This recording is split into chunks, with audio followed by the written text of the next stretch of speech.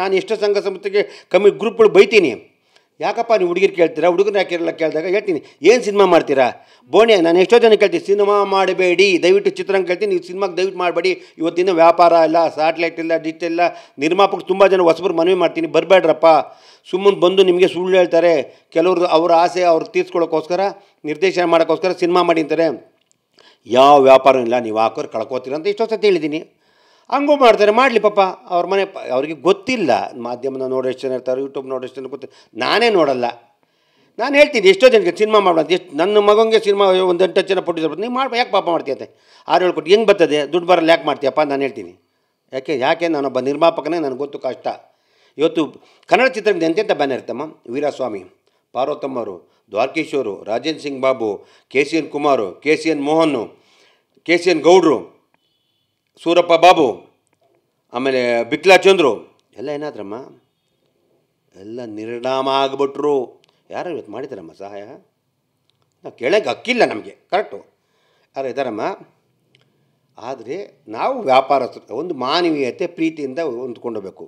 ಅದು ಬಿಟ್ಬಿಟ್ಟು Me2 ಇದೆ, B2 ಇದೆ, ಚಿತ್ರರಂಗ ಬೆಳೆಯೋದ್ರ ಬಗ್ಗೆ ಇನ್ಫ್ರಾಸ್ಟ್ರಕ್ಚರ್ ಇಲ್ವಲ್ಲ ನಮ್ಮ ಇಂಡಸ್ಟ್ರಿಗೆ, ಅದ್ರ ಬಗ್ಗೆ ಓಡಾಡಲಿ.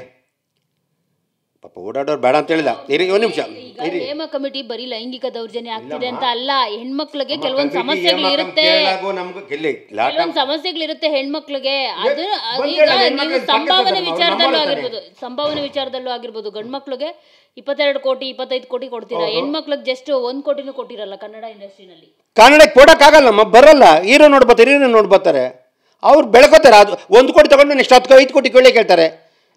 ಇವತ್ತು ನಮ್ಮ ಚಿತ್ರರಂಗದ ಹೀರೋಯಿನ್ ಇವತ್ತು ಹುಡುಗಿಯ ಹೆಸರನ್ನು ಇವತ್ತು ಮಂಗಳೂರು ಲಕ್ಷ್ಮೀಕಮಂದಣ್ಣ, ಖುಷಿ ಅಲ್ವಾ ನಮಗೆ, ನಮ್ಮ ಹೆಣ್ಮಗಲ್ವಾ ಇವಳು ಅನುಷ್ಕಾ ನಮ್ಮ ಹುಡುಗಿಲ್ವಾ, ಇವತ್ತು ಕೋಟಿ ಖುಷಿ ಬೇಡ ನಾವು. ನೀವು ಆ ಥರ ಆಗಿ, ನೀವು ಆ ಥರ ಆಗ್ಬೇಕು, ನಮ್ಮ ಹೆಣ್ಣು ಮಕ್ಕಳಾಗಬೇಕು ಸರ್. ಇಲ್ಲೇ ಕನ್ನಡ ಇಂಡಸ್ಟ್ರಿನಲ್ಲಿ ಮಾಲಾಶ್ರೀ ಅವ್ರಿಗೆ ಕೊಟ್ಟಿಲ್ವಾ? ಕೊಟ್ಟಿಲ್ವಾ, ಮತ್ತೆ ನೀವೆಲ್ಲ ಗೊತ್ತು, ನೀವು ಹೇಳ್ಬೇಕು ಅವ್ರಿಗೆ. ಅಲ್ಲಮ್ಮ, ಮಾಲಾಶ್ರೀ ಇವತ್ತು ಒಂದು ಕಾಲದಲ್ಲಿ ಹೀರೋಗಿಂದ ಡಿಮ್ಯಾಂಡು 3 ಅವರ್ ಪೇಮೆಂಟ್ ಇತ್ತ ಅಮ್ಮಂಗೆ, 3 ಅವರ್ ಬಂದು ಮಾಡೋರು ಸಿನಿಮಾನ, ಖುಷಿ ಅಲ್ವಾ? ಇಂಡಸ್ಟ್ರಿ ಬೆಳಿಬೇಕಾ, ಇಂಡಸ್ಟ್ರಿ ಇದ್ದರೆ ಕೊಡ್ತಾರೆ, ಇಲ್ದಿರ ಎಲ್ಲಿ ಕೊಡ್ತಾರೆ. ರಮ್ಯಾ ಅವರು ಇದೇ ವಿಚಾರಕ್ಕೊಂದ್ಸತಿ ಫಿಲ್ಮ್ ಚೇಂಬರ್ಗೆ ಬಂದಿದ್ರು ಅಂತ ಅನ್ಸುತ್ತೆ, ಹೆಣ್ಮಕ್ಳಿಗೆ ಕಡಿಮೆ ಸಂಭಾವನೆ ಕೊಡ್ತಾರೆ ಅಂತ ಹೇಳ್ಬಿಟ್ಟು.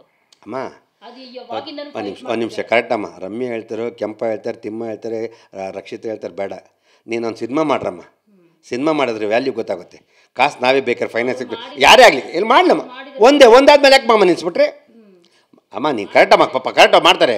ಸಿನಿಮಾನ ನೀವು ಕಂಟಿನ್ಯೂ ಮಾಡ್ರಮ್ಮ, ರೆಗ್ಯುಲರ್ ರಾಜ್ಕುಮಾರ್ ಬ್ಯಾನರ್ ಥರ, ರವಿಚಂದ್ರ ಬ್ಯಾನರ್ ಥರ, ದ್ವಾರಕೀಶ್ ಬ್ಯಾನರ್ ಥರ ಸಿನಿಮಾ ಕಂಟಿನ್ಯೂ ಮಾಡ್ರಮ್ಮ, ಪಾಪ ಗೊತ್ತಾಗುತ್ತೆ. ಕರೆಕ್ಟ್, ನೀವು ಹೇಳೋದು ಕರೆಕ್ಟು. ಹೆಣ್ಮಕ್ಳು ಕೊಟ್ಟು ನೀವು ಬೆಳೆಸ್ರಮ್ಮ, ನಾವು ಆಮೇಲೆ ಕೊಡ್ತೀವಿ, ನಿಮ್ಮ ಹತ್ರ ತಂದು ಹಾಕ್ರಿಮ್ಮ.